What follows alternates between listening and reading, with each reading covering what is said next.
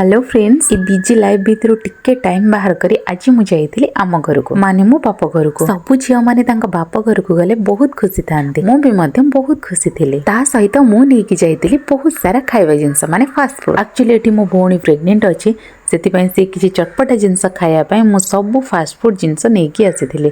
खाली तो सी नुहे अन्य माने भी समस्ते मिसिकी आम ये खाई। मुझे जानी ये सब जिनस हेल्दी फूड नुह, प्रेग्नेंट लेडी सब खाଇବା ठीक नुह, कि समस्ते या ही खायापी अधिक पसंद करते।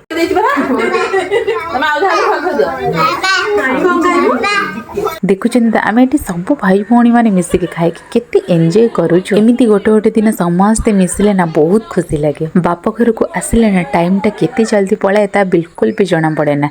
वर्तमान आमर टाइम है घर को जीवार। मु घर को जीवा ना कहलाठू मो झीर कांद स्टार्ट हो गला, कहीं तार बिल्कुल भी इच्छा नहीं घर को आसापी। सेठी मो भाई झील मैंने अच्छा सहित से खेले जीवानी आसुच चुईना बाय। जेहेतु संध्यारे आम घर को जाइली मामा कहले पहुँचु पहुँचु डेरी हम आउ कौन रोषे करूँ ये खाଇବା नहीं जा भारी।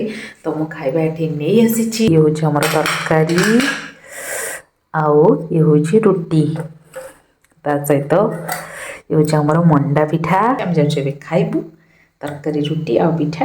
रही बाय बाय।